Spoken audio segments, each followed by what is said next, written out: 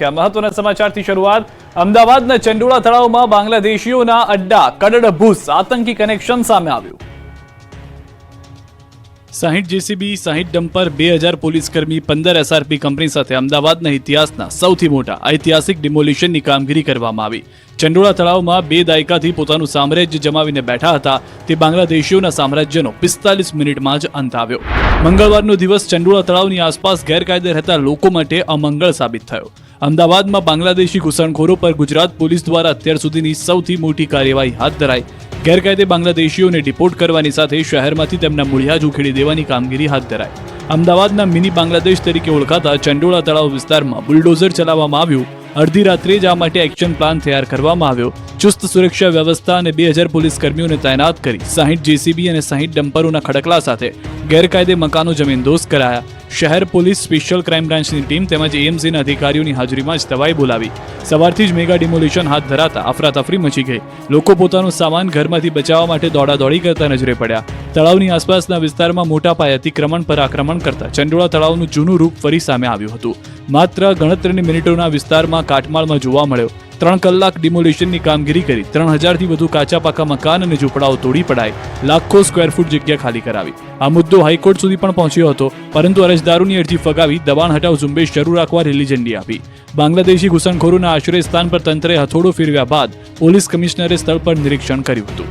તો અમદાવાદના ઇતિહાસની સૌથી મોટી ડિમોલિશનની કાર્યવાહી મામલે અમદાવાદના સીપી ઓફિસ ખાતે મુખ્યમંત્રીની અધ્યક્ષતામાં હાઈ લેવલ બેઠક પણ મળી હતી, જેમાં ગૃહ રાજ્યમંત્રી હર્ષ સંઘવી, રાજ્ય પોલીસ વડા સહિતના ઉચ્ચ અધિકારીઓ ઉપસ્થિત રહ્યા. મુખ્યમંત્રીએ ચંડોળા તળાવ ડિમોલિશનની સમીક્ષા કરી. લલ્લા બિહારીએ ચંડોળા તળાવમાં મિની બાંગ્લાદેશ વસાવ્યું હતું. પહેલા એક કાચો શેડ બનાવ્યો, પછી આખા ચંડોળા પર કબજો કર્યો. બાંગ્લાદેશથી કોઈ ગેરકાયદેસર અમદાવાદ આવે તો તેને કહેવામાં આવતું કે બિહારી તુમ્હારા કામ કર દેગા, અને બિહારી એટલે આ લલ્લા બિહારી. અનેક બાંગ્લાદેશીઓને પનાહ આપતા લલ્લાના સામ્રાજ્ય પર આજે સરકારનું બુલડોઝર ફરી વળ્યું છે. લાલુભાઈ પઠાણ ઉર્ફે લલ્લા બિહારી મૂળ અજમેરનો રહેવાસી છે. તે 2 દાયકા પહેલા અમદાવાદ આવ્યો અને તેણે ચંડોળા વિસ્તારમાં પોતાનો વસવાટ શરૂ કર્યો. તેણે ધીમે ધીમે અલગ અલગ લોકો સાથે મળીને ચંડોળા તળાવમાં થતા ગેરકાયદે રહેઠાણ પર કઈ રીતે કબજો જમાવો અને પોતાનું સામ્રાજ્ય ઊભું કરવું તેની શરૂઆત કરી. ત્યારબાદ તેણે ચંડોળામાં પૂર્વ ભાગમાં ધીમે ધીમે દબાણ શરૂ કર્યું. હાલ તો પોલીસે કુખ્યાત લલ્લા બિહારીના પુત્ર ફતેહ મહંમદની ધરપકડ કરી છે, જ્યારે ફરાર લલ્લા બિહારીની શોધખોળ શરૂ છે. શરૂઆતમાં તેણે અહીંયા ગેરકાયદે રહેતા લોકોને પોતાનો ટાર્ગેટ બનાવી અને તેમને અહીંયા રૂમ ગોડાઉન અપાવવાનું શરૂ કર્યું. તેણે ધીમે ધીમે પહેલા કાચા શેડ ઊભા કર્યા અને તેમાંથી તેને રોકડી કરવાનું શરૂ કર્યું. અહીંયા સૌથી વધુ બાંગ્લાદેશીઓ આવતા હતા, એટલે તેમાંથી તેને રૂપિયા મળશે તેવું નક્કી કર્યું અને તેને ચંડોળા તળાવનો મોટા ભાગનો ભાગ કવર કરી પોતાનું આખું નાનું ગામ ઊભું કરી દીધું હતું. અહીંયા તો પાર્કિંગ, ગોડાઉન, નાના નાના રૂમ બનાવીને તેને ભાડે આપતો. પછી ખબર પડી કે બાંગ્લાદેશથી અહીં મોટા પ્રમાણમાં લોકો આવે છે, એટલે તેના માટે તે અહીંના કેટલાક લોકો સાથે મળીને ગેરકાયદે ડોક્યુમેન્ટ ઊભા કરવા અને ખોટા ભાડા કરાર કરીને ભારતીય નાગરિકતા અપાવવા સુધીની એક પેકેજ તૈયાર કરી નાખ્યું. આમાં તે અત્યારે અંદાજે 10 થી 12 લાખ રૂપિયા મહિને કમાય છે. પોતે ઝૂંપડાઓની વચ્ચે 2000 વારની વિશાળ જગ્યામાં આલિશાન ફાર્મ હાઉસ બનાવ્યું હતું. પોલીસ કમિશનરે સ્થળની મુલાકાત લેતા તે પણ અચંબામાં મુકાઈ ગયા. આ ફાર્મ હાઉસને પણ જમીનદોસ્ત કરાવ્યું. ગુજરાતમાં હજારો બાંગ્લાદેશીઓ ગેરકાયદે રહેતા હોવાનો પર્દાફાશ. ગુજરાતમાં ગેરકાયદે રહેતા બાંગ્લાદેશીઓને હવે ઘર ભેગા થવાનો વારો આવ્યો છે. રાજ્યભરમાંથી હજારો ઘૂસણખોરો પકડાયા છે, ત્યારે આણંદ પોલીસ તપાસ બાદ 8 બાંગ્લાદેશી ઘૂસણખોર ઝડપાયા છે. જ્યારે આણંદ શહેરમાંથી 88, વિદ્યાનગરમાંથી 10, જિલ્લાના અતિ સંવેદનશીલ શહેર ખંભાતમાંથી 145, પેટલાદમાંથી 26, બોરસદમાંથી 39 મળી કુલ 308 લોકોને હાલ રાઉન્ડ અપ કરી પોલીસે તપાસ હાથ ધરી છે. તો વડોદરાના નવાયાર્ડ વિસ્તારમાં પોલીસ દ્વારા સર્ચ ઓપરેશન હાથ ધરવામાં આવ્યું છે. પોલીસે 200 થી વધુ શંકાસ્પદ લોકોની અટકાયત કરી, સાથે તમામ લોકોના ડોક્યુમેન્ટ વેરિફિકેશનની પ્રક્રિયા શરૂ કરી. અત્યાર સુધીમાં પોલીસે 1700 લોકોના ડોક્યુમેન્ટ વેરિફિકેશન કર્યા. વડોદરા શહેરમાંથી 14 જેટલા બાંગ્લાદેશીઓ મળી આવ્યા. તો વલસાડ જિલ્લામાંથી અત્યાર સુધીમાં પોલીસે 700 થી વધુ શકમંદોની અટકાયત કરી છે, જેમની તપાસ કરતા 7 જેટલા બાંગ્લાદેશી નાગરિકો હોવાનો ખુલાસો થયો છે. ઉમરગામ વિસ્તારમાંથી 7 બાંગ્લાદેશી ઘૂસણખોરોની ધરપકડ કરાઈ છે. બાંગ્લાદેશીઓ છેલ્લા 3-4 વર્ષથી અલગ અલગ સમયે ગેરકાયદેસર રીતે ભારતમાં ઘૂસણખોરી કરી હતી. નેપાળ અને દેશની અન્ય બોર્ડરથી તેઓ ગેરકાયદે દેશમાં ઘૂસી પશ્ચિમ બંગાળ થઈ દેશના અન્ય વિસ્તારમાં પહોંચ્યા હતા. ત્યારે 7 બાંગ્લાદેશીઓને આશરો આપનાર તેમજ નોકરી માટે મદદ કરનારને શોધવા સહિતની તપાસ હાથ ધરાઈ છે. તો મોરબીમાં બાંગ્લાદેશી ઘૂસણખોરો વિરુદ્ધ પોલીસ એક્શનમાં આવી છે. 5 મહિલા 3 પુરુષ સહિત 10 બાંગ્લાદેશીઓની અટકાયત કરાઈ છે. 2 દિવસમાં ગુજરાતમાંથી 6500 શંકાસ્પદોની અટકાયત કરાઈ છે. 450 બાંગ્લાદેશી ઘૂસણખોરો ઝડપાયા છે. ઘૂસણખોરો સામે ડિપોર્ટ કરવાની કાર્યવાહી કરવામાં આવી રહી છે. ડીજીપી વિકાસ સહાયે કહ્યું કે રાજ્યમાં કુલ 7 પાકિસ્તાની વિઝિટર વિઝાથી આવ્યા હતા, જેને પરત મોકલી દેવામાં આવ્યા. હુમલાના વિરોધમાં દાતા બંધ રહ્યું હતું. પહેલગામમાં આતંકી હુમલાને લઈને આક્રોશની આગ ઠરી નથી રહી. ઠેર ઠેર વિરોધ થઈ રહ્યા છે, ત્યારે અંબાજીની બજારો પણ બંધ રહી. દાતામાં વેપારીઓએ પોતાના ધંધા રોજગાર બંધ રાખી પહેલગામની ઘટનાને વખોડી. હિન્દુ મુસ્લિમ સાથે તમામ કોમના વેપારી બંધમાં જોડાયા. દાંતામાં વેપારીઓ સ્વૈચ્છિક વેપાર ધંધા બંધ રાખી મૃતકોને શ્રદ્ધાંજલિ આપવા પહોંચ્યા. મુસ્લિમ વેપારીઓએ પણ પહેલગામની ઘટનાને વખોડી હતી. પાવાગઢ મંદિરના ટ્રસ્ટી ડોક્ટર વિજય પટેલે દેશના સૈનિકોની રક્ષા અને વડાપ્રધાનને નિર્ણય માટે શક્તિ પ્રદાન માટે તેવા આશય સાથે પાવાગઢ પગપાળા પદયાત્રા કરી. પ્રથમ પહોરે માતાજીના દર્શન અને મંગળ આરતી કરી. સૈનિકોની સલામતીની ચિંતા કરી. સૈનિકોની રક્ષા માટે પદયાત્રા કરી. માતાજીને પ્રાર્થના કરી. અમદાવાદમાં ગરમીએ ગાભા કાઢ્યા. સિઝનમાં પહેલીવાર 44.8 ડિગ્રીએ પહોંચ્યું તાપમાન. ગુજરાતમાં ઉનાળાએ ફરી આકરો મિજાજ બતાવ્યો છે. 2 દિવસ સુધી ગરમીનો સણસણતો પ્રહાર જોવા મળશે. આકાશમાંથી આગના ગોળાનો વરસાદ થશે. કચ્છ, રાજકોટ, સુરેન્દ્રનગર અને મોરબીમાં ગરમી તોબા પોકાર આવશે. ગુજરાતમાં થોડા દિવસના વિરામ બાદ હવામાન વિભાગે ફરી હીટવેવની આગાહી કરી છે. આજથી 2 દિવસ કચ્છ, રાજકોટ, સુરેન્દ્રનગર અને મોરબીમાં ગરમીના યલો એલર્ટ સાથે હીટવેવની આગાહી કરવામાં આવી છે.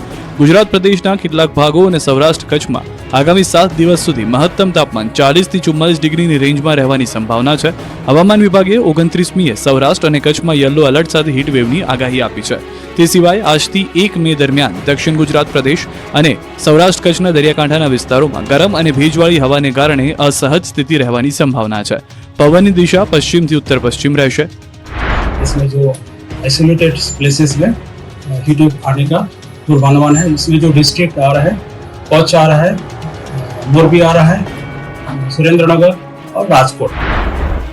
બીજી તરફ ગુજરાત પર માવઠાનો ખતરો પણ વધ્યો છે. શુક્રવારથી રાજ્યમાં માવઠાની સંભાવના છે. હવામાન નિષ્ણાંત અથ્રેયા શેટ્ટીએ આગાહી કરી છે કે 2 અને 3 મે ઉત્તર ગુજરાતમાં માવઠાની સંભાવના છે. 3 મે બાદ આખા રાજ્યમાં છૂટોછવાયો વરસાદ સંભવ છે. ગાજવીજ સાથે છૂટોછવાયો વરસાદ પડશે. મોરબી ઝુલતા પુલ દુર્ઘટના કેસમાં જયસુખ પટેલ સહિત 10 આરોપીની ડિસ્ચાર્જ અરજી રદ. મોરબી ઝુલતા પુલ દુર્ઘટના કેસમાં મોરબીની સેશન્સ કોર્ટે ઓરેવા ગ્રુપના જયસુખ પટેલ સહિત 10 આરોપીને ડિસ્ચાર્જ અરજી રદ કરી છે. આરોપીઓએ તેમની સામે નોંધાયેલી આઈપીસી કલમો હેઠળ ગુનો બનતો નથી તેવી દલીલ સાથે ડિસ્ચાર્જ અરજી દાખલ કરી હતી. ગત બુધવારે અરજીની સુનાવણી દરમિયાન સરકારી વકીલ વિજય જાનીએ કરેલી દલીલો અને રજૂ કરેલા વિવિધ કોર્ટના ચુકાદાઓને ધ્યાનમાં લઈને કોર્ટે આ નિર્ણય લીધો છે. પીડિત પરિવારે આરોપીઓની ડિસ્ચાર્જ અરજી રદ કરવા માટે અરજી કરી હતી. મહત્વનું છે કે 30 ઓક્ટોબર 2022ના રોજ મોરબીમાં ઝૂલતો પુલ તૂટી પડવાની દુર્ઘટનામાં 135 લોકોના મોત થયા હતા. દુર્ઘટનાના દિવસે 3165 લોકોને ટિકિટ આપવામાં આવી હતી. જોકે પુલ પર એક સાથે કેટલા લોકોને પ્રવેશ આપવો કે કેટલી ટિકિટો આપવી તે અંગે કોઈ સ્પષ્ટ નિયમો ન હતા. ઉપલેટા ટોલ નાકાને ખાનગી બસ ચાલકે ઉડાડ્યું. કર્મચારીઓ માંડ માંડ બચ્યા. કઈક આ રીતે ઉપલેટા ટોલ પ્લાઝા પર ખાનગી બસ ચાલકે આતંક મચાવ્યો. વિનાયક ટ્રાવેલ્સના ડ્રાઈવરોની દાદાગીરી કેમેરામાં કેદ થઈ ગઈ છે. ઉપલેટા ટોલ નાકે ટોલ ભરવા બસ ઊભી રાખવાની બદલે ટોલ નાકું આવતા જ પૂરપાટ બસ ચલાવી બૂમ બેરિયર તોડી બસ ચાલક ફરાર થઈ ગયો હતો, જેથી ટોલ નાકે કામ કરતા કર્મચારીઓના જીવ માંડ માંડ બચ્યા. ઉપલેટા ટોલ પ્લાઝા પર કમર્શિયલ વાહનોના ટેક્સ શરૂ કરવામાં આવતા બબાલ થઈ હતી. આ અંગે ટોલ સંચાલકો દ્વારા લેખિતમાં ફરિયાદ કરવામાં આવતા પોલીસ ફરિયાદ ન લેતી હોવાના આક્ષેપ કરાયા. ઉપલેટા પોલીસ દ્વારા ટોલ સંચાલકોની અરજી પણ ન સ્વીકારવામાં આવી હોવાનો આક્ષેપ કર્યો, જેથી ટોલના સંચાલકોએ ઈમેલથી ફરિયાદ કરી છે. ટોલ પ્લાઝા સંચાલકો દ્વારા કાર્યવાહીની માંગ કરાઈ છે. જામખંભાળિયામાં યુવકની યુવતીએ કરી ધોલાઈ. દેવભૂમિ દ્વારકાના જામખંભાળિયા રેલવે સ્ટેશન નજીક એક યુવતીએ યુવકની ધોલાઈ કરી હતી. જાહેર માર્ગ પર બંને કોઈ બાબતે ઝઘડી પડ્યા. જાહેરમાં યુવતીએ યુવકને લંધાર્યો. સ્ટેશનની બહાર જ યુવતીએ જાહેરમાં યુવકને 8 જેટલા તમાચા મારી દીધા હતા. બંને મારામારી પર ઉતરી આવતા લોકોના ટોળા એકત્રિત થઈ ગયા હતા. તમાશો જોવા લાગ્યા હતા. રકઝકના અંતે યુવક યુવતીના ચુંગાલમાંથી માંડ માંડ ભાગ્યો હતો. 6 જિલ્લા શહેર ભાજપ પ્રમુખની જાહેરાત. અમદાવાદ શહેર પ્રમુખ બન્યા પ્રેરક શાહ.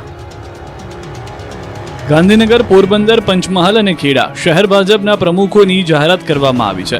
ઘણા સમયથી જાહેરાત બાકી હતી, ત્યારે ભાજપ દ્વારા રાજ્યમાં વિવિધ શહેરો અને જિલ્લાઓમાં પ્રમુખની જાહેરાત કરવામાં આવી. ગાંધીનગર, પોરબંદર, ખેડા અને પંચમહાલ ભાજપના જિલ્લા પ્રમુખોની વરણી કરવામાં આવી છે. પોરબંદર જિલ્લા ભાજપના પ્રમુખ તરીકે ડોક્ટર ચેતનાબેન તિવારી રૂપારેલની નિમણૂક કરવામાં આવી છે. પૂર્વ પાલિકા પ્રમુખ અને મહિલા ભાજપના સક્રિય અગ્રણીની નિમણૂકથી ભાજપમાં ઉત્સાહનો માહોલ જોવા મળ્યો. પૂર્વ સાંસદ મોહન કુંડારિયાએ કવર ખોલી ચેતનાબેન તિવારીના નામની જાહેરાત કરી, તો પંચમહાલ જિલ્લા ભાજપ પ્રમુખ તરીકે મયંક દેસાઈની વરણી કરવામાં આવી. ગોધરા ભાજપ કમલમ ખાતે મળેલી સંકલનની બેઠકમાં પ્રમુખ તરીકે મયંક દેસાઈની જાહેરાત કરાઈ. સંકલનની બેઠકમાં કરસન ગોંડલિયાએ ચૂંટણી અધિકારી તરીકે ઉપસ્થિત રહી ભાજપ જિલ્લા પ્રમુખના નામની જાહેરાત કરી. તો ગાંધીનગર મહાનગર ભાજપ અધ્યક્ષની પણ જાહેરાત કરવામાં આવી. આશીષ દવેની ગાંધીનગર મહાનગર ભાજપ અધ્યક્ષ તરીકે વરણી કરવામાં આવી. આશીષ દવે ગુડાના ચેરમેન રહી ચૂક્યા છે. આશીષ દવે સ્ટેન્ડિંગ કમિટીના ચેરમેન પણ હતા. આ તરફ ખેડા જિલ્લા ભાજપ પ્રમુખ તરીકે ખેડા જિલ્લા પંચાયતના પૂર્વ પ્રમુખ નયનાબેન પટેલના નામની જાહેરાત કરી. પંચાયતી રાજ સમિતિના પૂર્વ પ્રમુખ પણ રહી ચૂક્યા છે. પૂર્વ મંત્રી ભૂપેન્દ્રસિંહ ચુડાસમાની અધ્યક્ષતામાં નામની જાહેરાત થઈ. નડિયાદ કમલમ ખાતે ભાજપ કાર્યકરોની મિટિંગમાં જાહેરાત કરવામાં આવી. મોંઘવારી વચ્ચે રાહતના સમાચાર. ખાદ્ય તેલના ભાવમાં મોટો કડાકો. મોંઘવારીના માર વચ્ચે ગૃહિણીઓ માટે રાહતના સમાચાર આવ્યા છે. વેફર કરવાની અને અથાણા ભરવાની સિઝન ટાણે જ ખાદ્ય તેલના ભાવમાં કડાકો આવ્યો છે. રાજકોટ સહિત સૌરાષ્ટ્રભરમાં મગફળીના મબલક ઉત્પાદનને પગલે સિંગતેલના ભાવમાં સતત ઘટાડો નોંધાઈ રહ્યો છે. સિંગતેલના ભાવમાં ₹15નો ઘટાડો થયો છે. દિવાળી બાદ સિંગતેલનો ડબ્બો ₹2650 થી ₹300 ઘટીને હાલ 2260 થી 2280ની આસપાસ મળી રહ્યો છે. તો કપાસિયા તેલમાં ₹10નો ઘટાડો થયો. કપાસિયા તેલના ડબ્બાનો ભાવ 2135 થયો છે. 1 એપ્રિલથી આજ સુધીમાં સતત ભાવમાં ઘટાડો જોવા મળ્યો. એક મહિનામાં સિંગતેલમાં ડબ્બે 100 અને કપાસિયા તેલમાં ડબ્બે 70નો ઘટાડો થયો. હાલ ઘટાડા પાછળનું મોટું કારણ સરકાર દ્વારા મગફળીના મોટા સ્ટોક અને ખેડૂત પાસે પણ હજુ મોટા પ્રમાણમાં મગફળી ઉપલબ્ધ છે. એટલું જ નહીં, વૈશ્વિક બજારમાં અન્ય તેલના ભાવ ઘટેલા છે, જેથી ભાવ ઘટાડો હોવાનું સિંગતેલના વેપારીઓ જણાવે છે. આદિવાસી ગરીબોને અપાતા અનાજનો બારોબાર વેપલો થતો હોવાનો પર્દાફાશ. ગરીબો અને આદિવાસીઓને સસ્તા દરે અનાજ આપવામાં આવે છે, પરંતુ છોટાઉદેપુરમાં ગરીબોના હકનું અનાજ બારોબાર સસ્તા અનાજના સંચાલકો ચાવ કરી જતા હોવાનો પર્દાફાશ થયો છે. ગરીબોના હકનું અનાજ બારોબાર વેચાતું હોવાનું ખુદ લોકોએ જ પકડ્યું છે. નસવાડી કપરાલી પાસે આદિવાસી સમાજના લોકોએ સસ્તા અનાજની દુકાનમાં આપવાની તુવેર દાળના 11 કટ્ટા પકડી પાડ્યા છે. 330 કિલો તુવેર દાળ પકડી પાડી પોલીસને સોંપી છે. જીપ અને અન્ય વાહનમાં કોથળામાં તુવેરના કટ્ટા ખબર ના પડે તે રીતે લઈ જવાયા હતા. લોકોએ પીછો કરીને 2 વાહનો પકડ્યા, પણ એક કાર ચાલક ભાગવામાં સફળ રહ્યો. દુગ્ધા, ઘૂંટિયા, આંબાની સસ્તા અનાજની દુકાનમાંથી અનાજનો જથ્થો સગેવગે કરાયો હતો. આજ તુવેર દાળ ગરીબોને આપવામાં આવતી ન હતી. 2 નંબરમાં વેચી મારી માલ ભેગો કરવામાં આવતો હતો. માળિયા મિયાણામાં નોનવેજ ખાધા બાદ એક જ સભ્યના 14 લોકોની તબિયત બગડી. માળિયા મિયાણામાં એક પરિવારના 14 સભ્યોની તબિયત બગડી છે. હોસ્પિટલમાં દાખલ થવાની ફરજ પડી છે. માળિયા મિયાણાના ખારા વિસ્તારમાં સેન્સાવલીના પાટિયા પાસે રહેતા રહીમભાઈ મોવરના પરિવારમાં નોનવેજની પાર્ટી હતી. ઝીંગાનું શાક ખાધા બાદ પરિવારના 14 સભ્યોને ફૂડ પોઈઝનિંગ થયું હતું. તેઓને ઝાડા, ઉલટી અને તાવ સહિતની સમસ્યાઓ સામે આવી હતી. તમામને પ્રથમ માળિયા મિયાણા પ્રાથમિક આરોગ્ય કેન્દ્ર અને બાદમાં મોરબી સિવિલ હોસ્પિટલ ખાતે ખસેડવામાં આવ્યા. પરિવારના 16 સભ્યો છે, પણ 2 બહાર હોવાથી બાકીના તમામ 14 સભ્યોને ફૂડ પોઈઝનિંગ થયું હતું, જેમાં 6 પુરુષ, 5 મહિલા અને 3 બાળકોનો સમાવેશ થાય છે. હાલ તમામ મોરબી સિવિલ હોસ્પિટલમાં સારવાર હેઠળ છે. રાજપીપળામાં તરણકુંડમાં સ્વિમિંગ શીખવા બાળકોની લાગી લાઈન. માથાફાડ ગરમી પડી રહી છે. ઉપરથી વેકેશન શરૂ થઈ જતા રાજપીપળામાં સ્વિમિંગ શીખવા માટે તરવૈયાઓની લાઈન લાગી છે. રાજપીપળાના તરણકુંડમાં મોટેરાથી માંડી બાળકો સ્વિમિંગની મજા માણી રહ્યા છે. બાળકોની સાથે વાલીઓ, મહિલાઓ પણ સ્વિમિંગ શીખી રહી છે. ગુજરાત વ્યાયામ પ્રચારક મંડળ દ્વારા સેવાના માધ્યમ સાથે તરણકુંડ કાર્યરત રખાયો છે, જેનું સંચાલન ગુજરાત વ્યાયામ પ્રચારક મંડળ કરે છે. રમતગમત વિભાગ દ્વારા સ્વિમિંગની તાલીમ પણ આપવામાં આવે છે. રાજપીપળા ખાતે સ્વિમિંગની તમામ સ્ટાઇલ શીખવાડવામાં આવે છે. વડોદરા, સુરત અને અન્ય શહેરોમાંથી બાળકો ખાસ સ્વિમિંગ માટે રાજપીપળા આવે છે અને આ બાળકો મોટા થઈ સ્વિમિંગ ચેમ્પિયન બનવાના સપના પણ સેવે છે. કાળઝાળ ગરમીમાં ગાંધીનગર ઇન્દ્રોડા પાર્કમાં પ્રાણીઓ માટે કરાઈ સ્પ્રિંકલરની મૂકવામાં આવ્યા છે. ગરમીના સણસણતા પ્રહારથી લોકો તોબા પોકારી ઉઠ્યા છે, ત્યારે પ્રાણીઓ પણ ગરમીથી ત્રાહિમામ છે.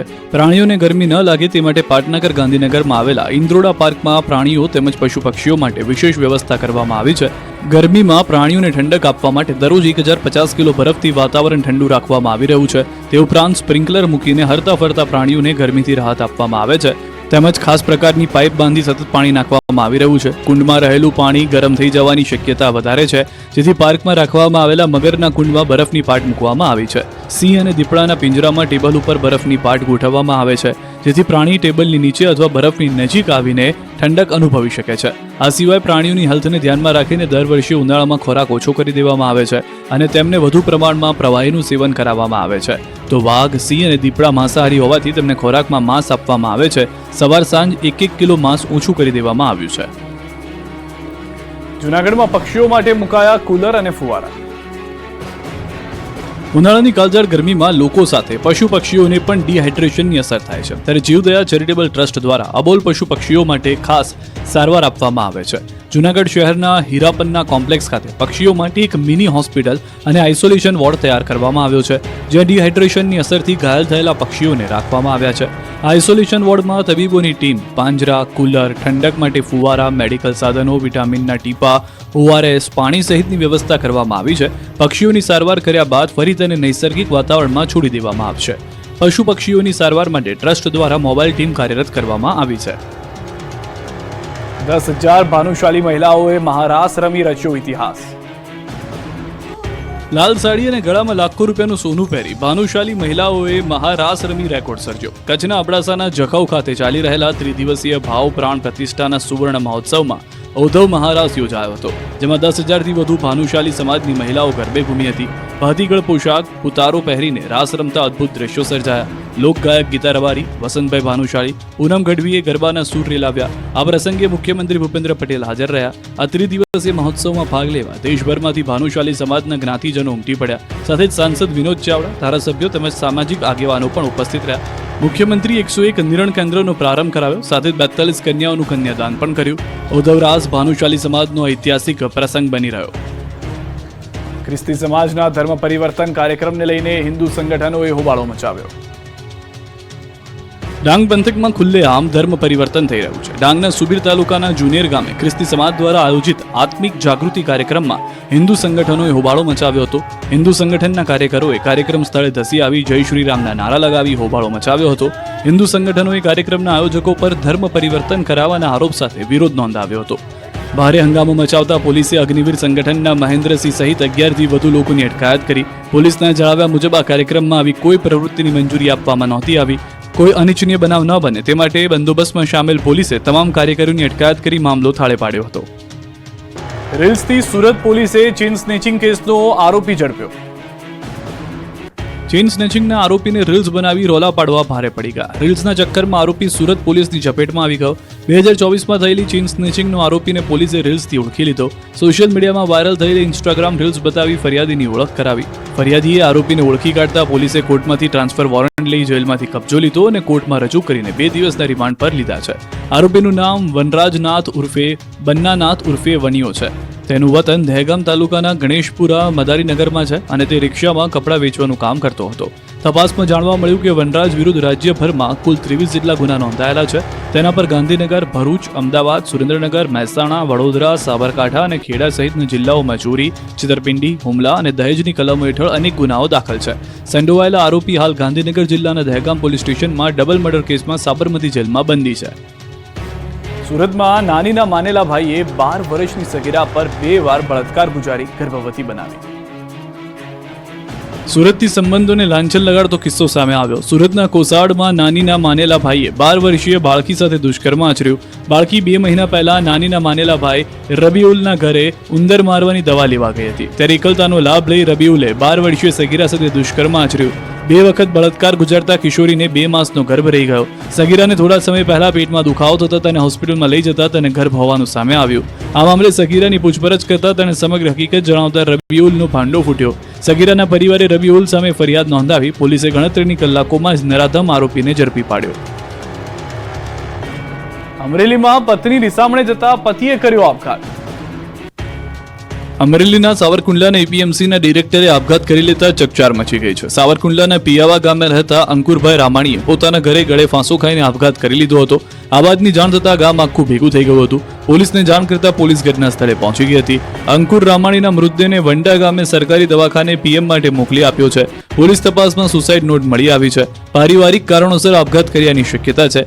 અંકુરભાઈના પત્ની રિસામણે હોવાથી તેઓએ ટેન્શનમાં આપઘાત કર્યો હોવાની ચર્ચા છે. મૃતક અંકુરભાઈને 4 બહેનો છે. ઘટનાને પગલે સાવરકુંડલા એપીએમસી દ્વારા આવતીકાલે તારીખ 30 મેના રોજ એપીએમસીનું કામ બંધ રહેશે તેવી જાહેરાત કરાઈ છે. રાજકોટમાં ગરીબોની રોજીરોટી સડીને કાટ ખાઈ ગઈ. રાજકોટમાં ગરીબોની રોજીરોટી કંઈક આ રીતે પડી સડી રહી છે. રાજકોટ મહાનગરપાલિકાની બેદરકારીના કારણે ગરીબોની રોજીરોટી સમાન લારીઓ કાટ ખાઈ રહી છે. રાજકોટ મહાનગરપાલિકાના દબાણ શાખા દ્વારા શહેરના વિવિધ વિસ્તારમાંથી દબાણરૂપ લારીઓને કબજે કરવામાં આવી છે. આ લારીઓને ગોડાઉનમાં મૂકવામાં આવી છે. હવે ગોડાઉન હાઉસફુલ થઈ ગયું છે. તંત્ર દ્વારા લારીઓને પરત કરવામાં ન આવતા અને માલિકો લેવા ન આવતા મોટી સંખ્યામાં લારીઓ સડી રહી છે. યોગ્ય સમયે નિકાલ ન કરતા ગરીબોની રોજીરોટી સડી રહી છે. દબાણ શાખા દ્વારા કેટલીક જગ્યાઓ પર તપાસ હાથ ધરી રેકડીઓ જપ્ત કરાઈ હતી, જેનો યોગ્ય નિકાલ ન કરતા આ રેકડીઓ ભંગાર બની ગઈ હોય તેવું જોવા મળી રહ્યું છે. ત્યારે વિપક્ષે ઝડપથી લારીઓને તેના માલિકને આપી દેવા માંગ કરી છે. વાપીમાં રહેણાંક વિસ્તારમાં ભંગારનો ધંધો કરતા લોકો સામે તવાઈ. દેશની અગ્રણી ઔદ્યોગિક નગરી વાપી અને આસપાસના વિસ્તારના નાના મોટા 5000થી વધુ ઉદ્યોગો ધંધામાં ધમધમે છે. જો કે આ ઉદ્યોગોને કારણે તેમાંથી નીકળતા પ્લાસ્ટિક, પેપર, કેમિકલ સહિતના ઇન્ડસ્ટ્રીયલ વેસ્ટના નિકાલ માટે મોટા પ્રમાણમાં ભંગારનો વ્યવસાય પણ ફૂલ્યો ફાલ્યો છે. જો કે અત્યાર સુધી ભંગારિયા પ્રવૃત્તિ પર કોઈ નિયંત્રણ નહીં હોવાને કારણે રહેણાંક વિસ્તારમાં પણ ભંગારિયા પ્રવૃત્તિ મોટા પાયે ચાલતી હતી. આખરે વાપી મહાનગરપાલિકાએ હવે રહેણાંક વિસ્તારમાં ચાલતી ભંગારિયા પ્રવૃત્તિ પર રોક લગાવી દીધી છે. મનપા દ્વારા સર્વે કરી 240થી વધુ ગોડાઉન માલિકોને ઓળખી તેમને ભંગારના વ્યવસાયના આધાર પુરાવા, પરમિશન સહિત અન્ય જરૂરી દસ્તાવેજો મનપામાં જમા કરાવવા માટે તાકીદ કરાઈ હતી. જેના ભાગરૂપે આખરે 140થી વધુ ભંગારના ગોડાઉન સંચાલકોને નોટિસ ફટકારી અલ્ટિમેટમ અપાયું છે અને વહેલી તકે રહેણાંક વિસ્તારોમાંથી ભંગારિયા પ્રવૃત્તિ સમેટી કમર્શિયલ કે ઇન્ડસ્ટ્રીયલ ઝોનમાં શિફ્ટ કરવા કડક સૂચના આપી છે. અન્યથા આવા ભંગારના ગોડાઉન ઉપર ડિમોલિશનની નોટિસ આપવામાં આવી હતી. આથી 50થી વધુ ભંગારના ગોડાઉનના સંચાલકોએ એફિડેવિટ કરી અને સ્વેચ્છાએ આ પ્રવૃત્તિ ઇન્ડસ્ટ્રીયલ અને કમર્શિયલ ઝોનમાં શિફ્ટ કરવા બાંહેધરી આપી છે. એટલું જ નહીં, પરંતુ હવે પછી આ ભંગારનો વ્યવસાય કરવા ફાયર બ્રિગેડ, જીપીસીબી અને સંબંધિત વિભાગની જરૂરી એનઓસી અને પરવાનગી લીધા બાદ જ આ ધંધો શરૂ કરે તેવી તાકીદ